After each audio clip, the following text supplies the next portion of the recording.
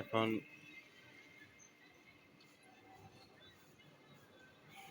রাত খুব একটা বেশি হয়নি, তারপরেও আমাদের উত্তরাঞ্চলে এই রকম কুয়াশা আসল শীতের মজা বা এই শীতকালীন মজা যদি উপভোগ করতে চান, সকল বন্ধুদেরকে রংপুরে আমন্ত্রণ জানাচ্ছি। ছবিটি ঢাপ ক্যান রোড থেকে গ্রহণ করা হলো। দেখুন, বোঝা যাচ্ছে না কি অবস্থা, কুয়াশা কুয়াশা, খালি কুয়াশা।